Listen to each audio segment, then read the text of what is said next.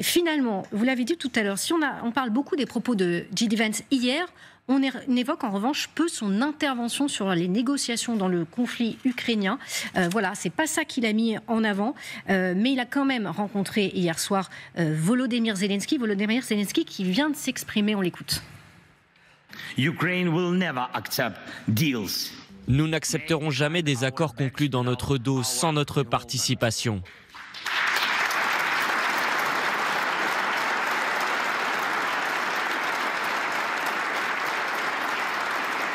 Et la même règle devrait s'appliquer à toute l'Europe.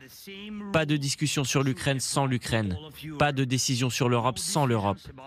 L'Europe doit avoir son mot à dire lorsque des décisions la concernant sont prises. Alors Volodymyr Zelensky, effectivement, il le répète depuis 2-3 jours maintenant, depuis cette fameuse conversation entre Vladimir Poutine et Donald Trump. Est-ce que ces négociations, effectivement, il a raison d'être inquiet, Volodymyr Zelensky, elles peuvent se passer sans lui, sans l'Ukraine? Tout le monde est inquiet parce que c'est vrai que Trump est arrivé avec un discours de campagne électorale où il a dit que sans lui la guerre n'aurait pas lieu, qu'il la résoudrait en 24 heures, etc. Donc, et il a commencé par faire aussi, à travers la conversation avec Vladimir Poutine, des concessions, notamment par rapport au fait que l'Ukraine ne rejoindrait pas l'OTAN, par exemple. Donc c'est vrai qu'il a un petit peu tordu la position qui était la position occidentale classique depuis très très longtemps, bien avant la guerre en Ukraine, qui était notamment le droit de l'Ukraine à choisir ses alliances. Donc oui, il y a de l'inquiétude.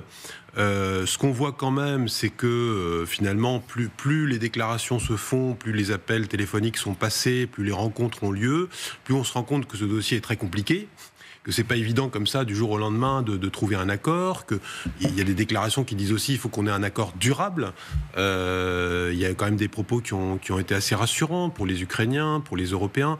Donc je pense que, bien sûr, là, Zelensky martèle sa position, c'est-à-dire, effectivement, on ne fera pas d'accord sans l'Ukraine.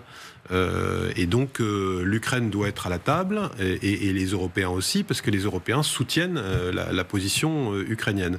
Mais je pense qu'en fait, ça va être très compliqué d'avancer en fait sur ce dossier. Contrairement à ce qu'on pense, on a l'impression que ça s'accélère, et puis finalement, peut-être pas tant que ça. Pour aller dans le sens de ce que vient de dire Maxime, il y a une nouvelle blague ukrainienne qui dit que ça fait déjà 2 mois qu'on règle en 24 heures la guerre qui devait durer 48 heures.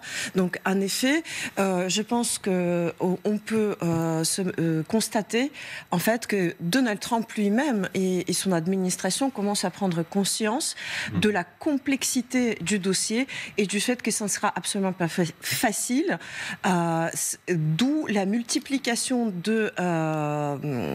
des affirmations qui vont un peu dans tous les sens. On peut attendre tout n'importe quoi.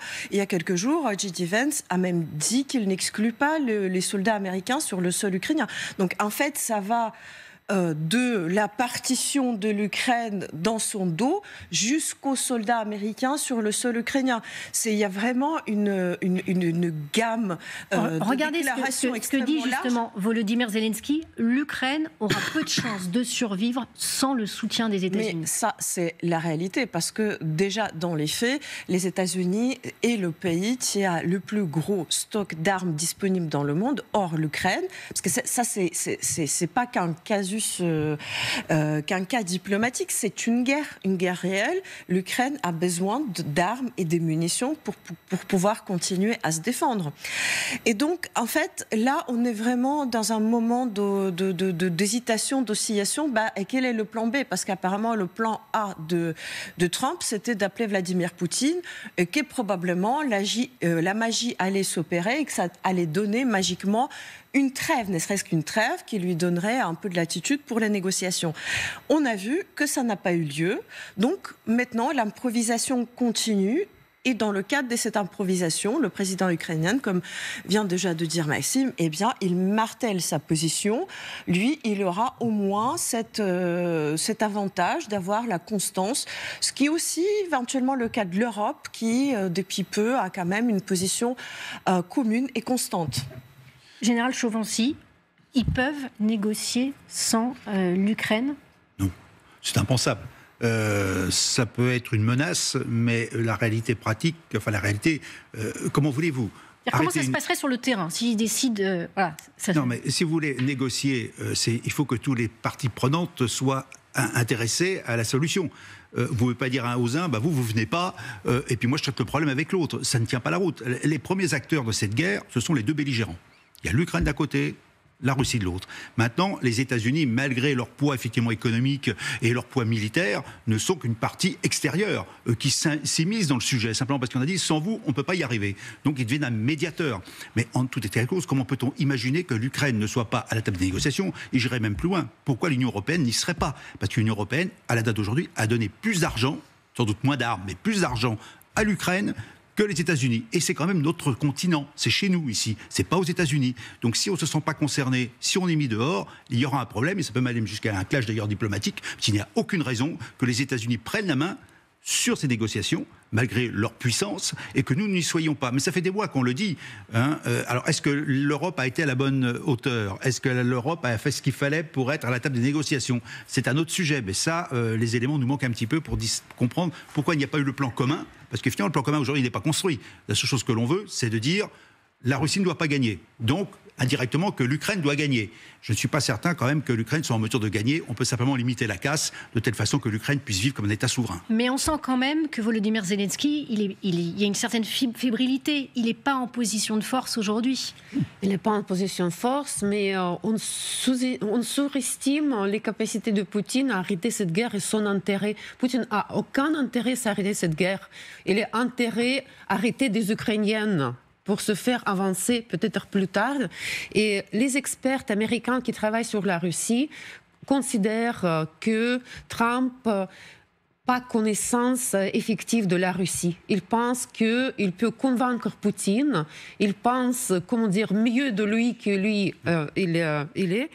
Et maintenant, on attend que peut-être Trump va comprendre. Je ne sais pas, est-ce que vous connaissez ou pas, mais hier, la Russie a arrêté un autre Américain sur les terres russes. Pour les drogues aussi, la même situation, un autre otage qui était relaxé il y a 2 jours. Ça veut dire qu'on attend que Poutine va faire maintenant des erreurs qui va montrer à Trump qu'il n'est pas raison, on espère. Alors, ce qui est sûr, c'est que sur le terrain, la situation, elle est quand même très compliquée. Vous allez le voir, il devient de plus en plus difficile de recruter en Ukraine pour partir se battre. Notre reporter François-Xavier Ménage était au cœur d'une tranchée ukrainienne, un document très impressionnant. On est ici dans des tranchées à 4 km des positions russes. Je vous montre ici à quoi ressemble le dispositif. Vous avez de l'artillerie que vous voyez. C'est une femme qui vise. Ça fait 3 ans qu'elle fait la guerre ici avec des obus, des missiles qui sont donc lancés du côté des positions russes. Et puis je vous montre aussi ici l'une des caches où dorment parfois dans vraiment 2 mètres carrés, là où dorment des Ukrainiens. Ils sont fatigués, ils sont usés pour beaucoup d'entre eux. Après 3 ans de guerre, on rappellera juste un chiffre. La moyenne d'âge du côté de l'armée ukrainienne, c'est 43 ans. 43 ans aujourd'hui, vous entendez le tir qui vient d'être mené. Alors qu'en 2022, la moyenne d'âge était de 33 ans. Problème pour recruter, qui est en train de devenir effectivement un très très gros problème en Ukraine. On l'entend, une difficulté aujourd'hui à recruter, à avoir des hommes sur ce terrain. Oui, et c'est une question et un enjeu qui n'est pas totalement déconnecté avec la discussion précédente, dans la mesure où si Trump n'arrive pas à convaincre Zelensky ou à imposer une forme de diktat à Zelensky, le fait qu'il mette en accusation finalement le dirigeant ukrainien pourrait peser sur l'opinion publique ukrainienne qui, comme ça a été rappelé, est déjà marquée par ces 3 années de guerre et par effectivement cet élément significatif, la difficulté lancinante de recruter. Autrement dit, il y a une donnée qui n'est pas simplement diplomatique dans la perspective de la fin de la guerre, c'est aussi la donnée interne, celle de l'opinion publique ukrainienne, qui ne fait pas bloc aujourd'hui derrière le président Zelensky. Et celui-ci est non seulement affaibli dans le jeu diplomatique entre Poutine et Trump, mais en plus, il y a un acteur démocratique qui, pour l'instant, est spectateur de ce qui se passe, mais qui, à un moment donné, pourrait jouer un rôle d'arbitre. Tu sais, un autre problème quand même, c'est que vous avez Poroshenko qui a été mis à l'écart par Zelensky cette semaine quand même, qui fait partie de l'opposition. Donc il y a un jeu politique intérieur qui va aussi peser sur la suite. Je pense quand même que ce sera très difficile pour l'opinion ukrainienne de terminer cette guerre avec une paix qui serait favorable à Poutine. Donc c'est vrai qu'il y a certainement un épuisement, une fatigue de la part de l'opinion et une difficulté à recruter. Mais à un moment donné, si la guerre se termine sans donner d'une manière ou d'une autre une garantie de sécurité à l'Ukraine, que ça ne va pas recommencer, ça pose quand même une très grosse difficulté, y compris pour Zelensky en termes de politique intérieure. Donc je pense que c'est pas évident de tordre le bras aux Ukrainiens. Alors, face à la menace russe, l'OTAN, et plus précisément sa nouvelle force de réaction alliée, créée l'année dernière, va réaliser un premier exercice pour se préparer à un déploiement rapide. Emma Barrier, expliquez-nous en quoi consiste cet exercice. Alors, il s'appelle le Steadfast Dart 25 et il consiste à tester le déploiement ultra rapide donc de cette force de réaction alliée qui vient remplacer la force de réaction de l'OTAN qui était jugée trop lente à mettre en œuvre. Cet exercice, regardez, cette carte va mobiliser 9 pays alliés, Royaume-Uni, France, Espagne, Slovénie, Italie, Roumanie, Bulgarie, Grèce et Turquie, et il sera placé sous le commandement britannique. Alors actuellement, 10 000 soldats sont déjà en train de faire des manœuvres pour ce premier exercice de 2025 en Bulgarie, Grèce et Roumanie pour un exercice de simulation d'une éventuelle attaque des fronts européens de l'Est, un exercice qui va avoir lieu jusque fin février. Ensuite, le grand objectif de cette nouvelle force de réaction alliée, c'est de pouvoir déployer 100 000 soldats en moins de 10 jours, puis de porter les forces à 300 000 soldats en moins de 30 jours en cas de crise majeure et d'être finalement capable d'atteindre 500 000 soldats en moins de 180 jours. Alors on va vous montrer une vidéo, regardez, c'est une vidéo de présentation officielle qui a été réalisée par l'OTAN pour présenter le Steadfast Dart. Et cette vidéo, elle montre qu'en plus des soldats, cette force dispose de 1500 équipements militaires terrestres, dont des chars, des obusiers, des véhicules blindés de transport de troupes, 20 avions et 17 navires. Alors, quelles sont les difficultés que va rencontrer cette force de réaction alliée ? Le premier enjeu pour déployer rapidement cette force, c'est de tester l'interopérabilité de ces structures de commandement et ensuite de garantir l'acheminement des équipements à travers toute l'Europe et donc d'assurer la mobilité militaire. Tout ça, finalement, pour mettre en œuvre des plans de défense régionaux qui avaient été adoptés l'année dernière par l'OTAN. Et là, les pays s'interrogent sur le rôle que vont avoir les États-Unis. Écoutez le vice-président américain, vous allez comprendre pourquoi. L'OTAN est une force d'alliance militaire très importante, dont nous sommes la partie la plus significative. Mais nous voulons nous assurer que l'OTAN est réellement construite pour l'avenir, et nous pensons que l'essentiel est de veiller à ce que l'OTAN partage un peu plus le fardeau en Europe, afin que les États-Unis puissent se concentrer sur certains de leurs défis en Asie de l'Est.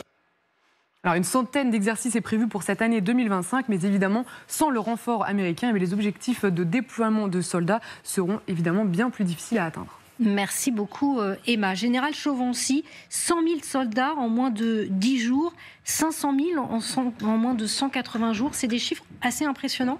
Oui, mais c'est pas gagné. C'est-à-dire ? Parce que regardez, l'exercice qu'on met en œuvre, c'est 10 000 hommes là.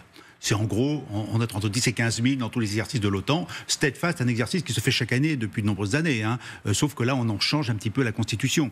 La question va être d'abord d'être capable de tout mettre en œuvre, déjà de voir les problèmes. Un exemple, quand on a envoyé nos chars Leclerc en Roumanie, on n'a pas pu les faire passer par la route, par nos transports de chars, parce que les réglementations allemandes interdisaient ce type d'engin. On a dû prendre la voie ferrée et prendre un autre chemin. Il y a plein de petits cas comme ça, parce que la préparation de l'OTAN pendant la guerre froide, avait anticipé toutes ces difficultés. Donc toutes les règles administratives ont été intégrées dans la préparation militaire de telle façon qu'on puisse déployer rapidement nos forces. Ensuite, jusqu'en 1990, vous aviez l'exercice qui s'appelle Reforger. Reforger, c'est les Américains qui débarquaient en Europe en moins de je ne sais plus combien de temps, des milliers d'hommes pour justement renforcer finalement les forces de l'OTAN. Et effectivement, le problème a été posé. C'est que sans l'Amérique derrière, on sera aussi très faible. Et puis aujourd'hui, quand on fait le bilan des effectifs en Europe capables d'être projetés, on ne les a pas. On n'a pas 100 000 hommes aujourd'hui. Si vous prenez la France, c'est 15 000. Si vous prenez la Grande-Bretagne, c'est 15 000. Si vous prenez l'Allemagne, c'est peut-être 15 000. Vous voyez tous les agglomérats dont nous parlons, qui montrent que finalement, techniquement déjà, rien que pour avoir 100 000 hommes en projection rapide, ça va être difficile. Et en 10 jours, ça veut dire que vous avez des centaines, sinon des milliers de kilomètres à faire, et qu'il faut que tous les moyens logistiques soient en place. Or, aujourd'hui, la question de la logistique se pose énormément. Les Russes l'ont vécu aussi, la question de la logistique. La logistique est un vrai sujet. Si vous n'avez pas la logistique qui va bien, vous ne pourrez pas déployer l'effort dont on vient de parler. Très rapidement, est-ce qu'on peut considérer que l'OTAN se renforce un peu ou il faut rester très prudent, comme le dit le général ? Je resterai également prudent, d'autant plus qu'encore une fois, l'avenir de l'OTAN se joue aujourd'hui, notamment dans l'esprit de Donald Trump. Je veux dire, les projections et les dispositifs dont on vient de parler dépendent aussi de la volonté et de la manière dont Donald Trump conçoit l'engagement américain au sein de cette organisation qu'il critique de manière lancinante, et la manière dont les Européens veulent prendre leurs responsabilités en son sein.